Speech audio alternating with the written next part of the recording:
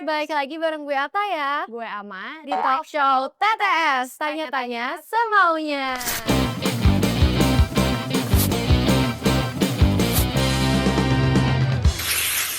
TTS, tanya-tanya semaunya. Senang banget deh bisa ngobrol-ngobrol lagi di sini di TTS. Bener banget. BTW, Hali kemana sih? Dia kan lagi liburan. Betul Hali jangan lupa ya oleh-oleh yang gue chat kemarin itu. Ingat gak? Kangen deh sama Hali. Makanya Hali sini dong. Kita lagi mau ngobrolin apa sih hari ini? Nah, kali ini kita mau ngobrolin yang agak serius nih. Kita kan tahu ya di Indonesia ini tuh di beberapa daerah ada bencana. Banjir, banyak di Guci, itu tuh serem banget. Terus juga ada di Garut. Terus juga di Jawa Barat, longsor, dan banyak banget ya di Jatinangor juga. Apa kabar ya teman-teman kita yang di Unpad? Di ITB tuh teman kamu tuh. Bener banget. Apa kabar ya mereka? Iya, Dunia. makanya. Nah, kayak apalagi yang di Aceh kan, tuh banyak banget ramai di medsos kayak gitu, Mbak. Makanya bener banget, Ca. Apalagi dari kemarin cuaca tuh lagi ekstrim banget kan. Dan kita juga mau kasih bantuan juga susah karena kita susah dapat aksesnya. Iya, sampai gubernur Aceh nangis ya. Ya, Sedih banget, ya ampun. nah, tapi makanya pas banget karena tamu kita kali ini itu dari komunitas Aceh Selatan. Langsung aja kita panggil Bapak Nainggolan. Yeay, ini udah ketua komunitas di Aceh. Halo, salam kenal, Fadil Nenggolan, kabar baik. Baik, makasih banget ya Bapak udah meluangkan waktu hari ini. Siap. Baik, sebelum kita masuk ke isu bencana, boleh diceritakan sedikit nih Pak. Bapak ini sejauh ini aktif di komunitas apa dan juga aktivitas apa yang Bapak lakukan yang terkait dengan bencana di Aceh? Baik, kalau saya sendiri seorang pengusaha, aktif di Himpunan Pengusaha Muda Indonesia. Kebetulan memang kalau untuk sosial mungkin sudah hampir 15 tahun saya punya yayasan, punya komunitas yang memang satu namanya ada Himpunan Masyarakat Singkel Suku Salam itu dari masyarakat Aceh. Yang kedua khusus untuk kegiatan, sosial ke alam dan kebencanaan, kita ada yayasan namanya Aksi Bakti Indonesia. Jadi memang, salah satu aktivitas saya memang konsen kepedulian terhadap lingkungan, Lingkungan ya. ya. Nah, basic-nya juga saya bisnisnya di pertanian dan di agroforestry. Hmm, jadi kita mau nanya-nanya nih, Ya. kan kalau misalnya di Aceh dan wilayah Sumatera itu kan secara umum tuh emang sering mengalami bencana alam, betul kan? Cuman pengen tahu nih update-nya di Aceh gimana? Kan katanya bantuan juga sulit untuk masuk kan? Ya. Menurut, Bapak nih boleh cerita sedikit nih dari pengalaman yang paling sering terjadi dan yang paling, berdampak ke masyarakat tuh apa? Dan apa yang paling dibutuhkan sama mereka sebenarnya? Ya, kalau pas kemarin di saat bencana tentu sifatnya adalah emergensi terkait tentang kebutuhan pokok ya. Terkait tentang makanan, pakaian, tempat tinggal, tenda-tenda, ataupun tempat-tempat hunian sementara. Itu yang memang kalau dibutuhkan, yang memang dibutuhkan saat sedang bencana kemarin. Nah, untuk saat ini alhamdulillah, berbagai bentuk bantuan termasuk dari pemerintah, termasuk juga misalkan dari masyarakat, komunitas, civil society juga sudah banyak berbuat ya untuk wilayah Aceh, Sumatera Utara, maupun di Sumatera Barat. Nah, kebutuhan saat ini yang paling urgent itu ada 3. Satu itu adalah sumber air bersih, makanya Air? air Iya. ya. Jadi makanya sekarang lagi banyak itu membuat sumber-sumber air melalui, sumur-sumur bor. Oh, iya iya benar, banyak yang volunteer juga kan Iya, ya, aku lihat di iya. sumber bor. Yang kedua namanya huntara, hunian sementara. Nah, yang Mmm, ketiga itu adalah, sekarang pasiennya adalah, rehabilitasi dan rekonstruksi. Yang paling mmm, urgen itu adalah fasilitas umum, misal adalah sekolah-sekolah yang sama sekali sudah hancur hilang, semua hancur ya? semuanya. Oh, Kemarin juga kita ada bicara dengan beberapa kepala daerah, mereka juga mengusulkan kalau misalkan ada komunitas iya. ingin membantu mungkin bisa fokus misalkan ingin bangun sekolah TK mana, ya Iya kan, iya. bangun sekolah SD mana, jauh lebih biar lebih ini kan, lebih, KPI-nya maksudnya targetnya lebih terukur, maksudnya begitu. Itu hunian sementaranya seperti apa, Pak? Hunian sementara itu kan, sifatnya kan transisi ya, artinya memang, namanya huntara, hunian sementara sembari nanti pemerintah juga sudah mencanangkan dan masuk ke dalam program untuk akan dibangunkan kembali rumah permanen untuk warga-warga yang Oh, terdampak bencana. alhamdulillah, Iya. iya iya iya. Berarti akan dibangun ulang nanti sama Iya pemerintah ya? iya. Begitu. Itu komitmennya dari Pak Prabowo, dari presiden kita. Oke, aku mau nanya nih Pak, sejauh ini apa sih Pak momen yang paling berbekas gitu, mungkin dari cerita warga atau dari relawan selama Bapak membantu? Kalau saya kebetulan memang beberapa kali bencana memang ikut terlibat ya, termasuk misalkan di Aceh di tsunami 2004 tepatnya di 26 Desember yang lalu juga, Oh, itu hari ketiga saya sudah di lokasi ya, di Banda Aceh waktu Mmm, itu, melihat bagaimana, dahsyatnya bencana tsunami iya. waktu itu, ya, mayat-mayat masih, Di mana-mana ya berserakan ya di berserakan. mana-mana dan sebagainya. Begitu juga misalkan bencana banjir ini ada beberapa titik daerah yang sebenarnya lebih dahsyat dari tsunami ya. mmm, Karena kalau tsunami kan kemarin kan cepat saja kan, iya, Mhm. airnya datang langsung balik lagi ke langsung balik laut. lagi Kalau ya. ini kan Masih ada berhari-hari, terus ya, ya iya. berhari-hari dan terus. Nah, jadi memang yang paling menyedihkan itu adalah ya tidak lain tidak bukan kalau misalkan kita kehilangan anggota keluarga. Iya Oh bener. ya, Pasti siapapun dia, pasti orang sangat bersedih ya, Betul mhm, betul. kehilangan anggota keluarga. Ada yang mungkin masih ditemukan jenazahnya, ada yang sampai hari ini juga kan belum Enggak ketemu. ditemukan, gitu. Yang kedua tentu adalah kehilangan tempat tinggal. mhm, Ya, yang dulunya rumahnya bagus, ya tempat tinggalnya layak, tiba-tiba sudah tidak layak lagi. Nah, tentu kan, siapa dia, pasti, setiap manusia pasti akan sangat, terpukul ya dari iya, itu. setuju. Nah, kalau saya pribadi sih, sifat-sifatnya aksi-aksi kemanusiaan itu pasti, semua orang akan tergugah ya untuk Iya. melaksanakannya. Mungkin kita di, era digital ya kan, era modern ini mungkin saya lebih di podcast ini lebih coba kita, diskusi agak Iya. ringan dan tapi agak serius, fokus misalkan bagaimana kalau kebetulan kita di Yayasan Aksi Bakti Indonesia lagi sedang menggagas yang namanya Rumah Bencana Antropogenik.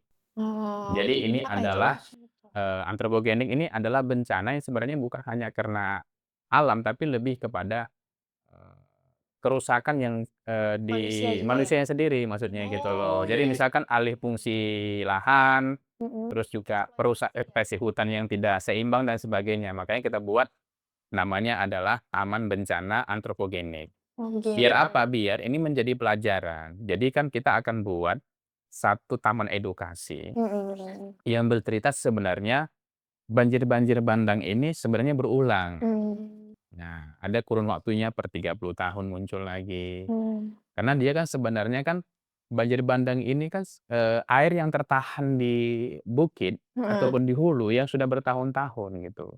Yang waktu itu mungkin ya karena saluran airnya apa ya, terarahkan ke satu tempat, di situ banyak tumbuh-tumbuhan ataupun potongan-potongan kayu yang bertahun-tahun ketika sudah waktunya tidak mampu lagi menahan debit airnya, maka inilah yang tumpah ruah kan, ditambah lagi mungkin dengan cuaca di hari itu, di minggu itu juga yang dalam kondisi hujan, ya itu membuat namanya banjir banjir bandang. Dan bandang, ini kan sebenarnya kan kalau kita bicara secara saintifik, keilmuan, kan bukan karena alam kan, Iya tapi karena kan ulah karena kan ulah ulah manusia. manusia. manusia. Makanya kita sebut namanya antropogenik gitu. Jadi meningkatkan kesadaran diri manusia sendiri juga ya? Iya, jadi kita mampu mengidentifikasi banjir bandang ini murni karena alam atau Eee, memang keserakahan manusia yang sudah terjadi mungkin 10 tahun yang lalu, 15 tahun yang lalu, 5 tahun yang lalu. Mhm, Benar kan? benar benar, Nah, contoh misalkan hari ini, apa ya, perkebunan kelapa sawit yang mungkin tidak ini ya kan, tidak tertata dengan baik kan. mmm, Kita juga mengakui bahwa sumber pendapatan manusia, khususnya juga misalkan rakyatnya ada di Sumatera, salah satunya kan kelapa sawit. Tapi sebenarnya kita bukan mau anti kelapa sawit, kita dukung kelapa sawit. Tapi bagaimana perkebunan kelapa sawit ini iya, bisa kita tata. Nah, hari ini kan semua daerah gunung, bukit, misalkan di, batang apa, di aliran sungai dan sebagainya itu kan tanam sawit kan. mmm, Harusnya ini yang perlu ditata ulang menurut saya. Kita dari, Yayasan Aksi Bakti Indonesia ingin mengusulkan kepada pemerintah, oke, ayo kita dukung investasi, apakah itu sifatnya perkebunan dan hal-hal yang lain, tapi mari kita jaga rambu-rambu, terkait tentang bagaimana menjaga keseimbangan alam, gitu. Kelapa sawit ini emang lagi rame sih, Pak, di, TikTok gitu ya, di Instagram juga Mhm. tentang ya eksploitasi itu. Iya. Ini tuh emang udah terjadi dari lama atau emang baru ramai sekarang, Pak, di media sosial? Ya kalau saya sih sudah lama kan, karena Udah juga lama ya? memang mungkin Gen Z belum banyak yang tahu kita ini, apa ya, Indonesia ini adalah penghasil, minyak kelapa sawit terbesar di dunia, dan kita juga punya kebun kelapa sawit terluas di dunia. Dunia, wow. Jadi, kita punya kebun sawit kurang lebih hari ini 17 juta hektaran, 17 juta. Ada 3 sih yang penting menurut saya yang perlu kita benahin dalam bencana ini. Yang pertama, terkait tentang charity kemanusiaan tentu sudah dilakukan oleh Iya, civil udah society, ya banyak sih itu ya. komunitas, pemerintah dan sebagainya sudah melakukannya. Banyak banyak. Nah, yang kedua tentu adalah yang paling penting sekarang posisinya dalam posisi rehabilitasi dan rekonstruksi kan. Betul, Sesuatu yang sudah hancur, hilang, kita benahin bangun lagi, kembali, ya. kita benahin kembali sehingga itu menjadi, apa ya, sarana-sarana publik yang bisa digunakan oleh masyarakat kembali. Pendidikan juga kasihan ya sekolahnya. Benar. Nah, makanya yang ketiga, kalau kita berharap bagaimana dengan kejadian musibah ini kita ambil pelajaran, Mhm. tentu yang perlu kita tingkatkan adalah, literasi tentu dan edukasinya kan begitu. Jadi pertama, kalau kita dari, komunitas misalkan, dari, yayasan pinginnya harus ada langkah-langkah yang sifatnya preventif ya. Mhm. Salah satu langkah-langkah preventif itu adalah kita mau menggagas bagaimana mendirikan yang namanya, taman bencana antropogenik Yang ini, tadi ya, yang ya. tadi ya. Jadi makanya kita edukasi bagaimana sebenarnya mengelola hutan. Oh, kalau misalkan ada masyarakat ingin, mencari penghidupan di hutan, boleh nggak? Yang boleh maksudnya, yang nggak boleh itu ketika merusak secara brutal tuh Iya, ya, betul ya betul. kan, yang tidak terukur gitu kan. Makanya kalau kita di agroforestry, itu ada istilahnya, ada MPTS namanya, multipurpose, tree species. Artinya kalau misalkan gini, tanam sawit boleh nggak? Boleh. Tapi kan kita batasi, contoh misalkan, di kemiringan 45 derajat sudah tidak boleh, karena itu kan bagian dari yang curam. Berpotensi, kalau kita babat hutannya akan memudahkan terjadinya erosi, kan begitu. Yang kedua misal adalah di, tepi aliran-aliran sungai, ya mungkin kita batasi misalkan, di radius 50 meter ataupun 100 meter di daerah-daerah tertentu tidak boleh ditanam kelapa sawit ataupun tanaman-tanaman yang sifatnya pertanian, tapi tetap dipertahankan adalah tanaman-tanaman hutan gitu kan. Makanya di MPTS itu multipurpose, tree species itu kan sudah, dikasih opsi tuh kepada masyarakat. Misalkan tanaman-tanaman yang dibolehkan adalah misalkan tanaman-tanaman yang tetap itu sebagai tanaman hutan, tapi bermanfaat kepada manusia. Contoh misalkan nanam durian, nanam Mmm. jengkol, pete, aren, alpukat. Ini kan tanaman-tanaman hutan, tapi juga bisa bermanfaat kepada masyarakat kan hasilnya kan ada Iya. tanaman nangka, tanaman misalkan kemiri dan sebagainya. Ini kan tanaman hutan, tapi juga bermanfaat kepada masyarakat. Nah, edukasi-edukasi inilah sepertinya harus diambil oleh Gen Z untuk membantu masyarakat sehingga kita tidak membatasi, tidak melarang mata pencarian masyarakat. Yang perlu kita cari ini titik temunya bagaimana menjaga keseimbangan, ya kan, antara, hal yang dibutuhkan oleh masyarakat dengan alam yang tersedia sehingga kita tetap, apa ya, alam ini tetap kita Iya, jaga dan masih kita rawat. menjaga alam gitu ya Ya istilahnya. begitu. Ini Tadi daging banget sih iya. buat kita. Oh iya, kalau misalnya tadi Mbak bilang yayasan kan ya? Iya. Iya, kalau misalnya, Gen Z gitu mau donasi, ini kita bisa donasi nggak ya? Apa buat Iya. umum gitu? Kalau misalnya bisa donasi juga ke mana donasinya? Ya bisa, ya kan, tapi kita pinginnya sih donasi dalam bentuk ini ya, dalam bentuk barang ya, ataupun dalam bentuk alat-alat yang nantinya akan kita butuhkan. Kita untuk saat ini, untuk khusus untuk Taman Bencana Antropogenik ini, kita lagi canangkan ada di 3 provinsi, karena kan dampak bencana yang besar kemarin di Sumatera kan ada 3, ada Aceh, ada Sumatera Utara, dan ada di Sumbar. Masing-masing di titik-titik yang paling berdampak, itu akan kita bangun insyaallah, taman bencana antropogenik. Yang ini intinya output-nya, KPI yang ingin kita capai itu, di situ nanti akan bercerita bagaimana sebenarnya proses terjadi forestry, pengerusakan hutan itu kita akan cerita di situ, Di rumah itu ya, di rumah berarti itu. intinya nanti di sana bakal dijelasin gitu? Dijelasin, jadi ada yang sifatnya taman bencana ini ada yang indoor, ada tapi lebih banyak yang outdoor gitu Oh, ya kan. ya. Buat edukasi ya Buat berarti ya? edukasi, jadi stressing point-nya intinya adalah untuk edukasi. Bagaimana orang tahu, "Oh ini kenapa ya bencana kemarin banjir bandang yang terjadi di tanggal 4 Desember ini, apa penyebabnya?" Ya Iya kan? iya iya, Iya. bener bener. Terus, apa sih yang harus kita lakukan, kontribusi apa yang harus kita lakukan. Jadi, baik sifatnya preventif maupun misalkan sifatnya, yang, apa ya, ketika kejadian gitu kan, bagaimana kita misalkan harus menyelamatkan diri ataupun seperti yang lain-lainnya begitu. Berarti gitu guys, rumah antropogenik ya namanya? Ya. Iya. Itu adalah rumah Coba ulang lagi. Antropogenik. antropogenik? Iya, biar Gen Z itu mudah sebutnya gitu Iya, loh. Antropogenik. itu buat umum Antropogenik, tapi nanti? ya? Buat umum? Buat umum buat umum. Nanti ada di mana aja, Pak?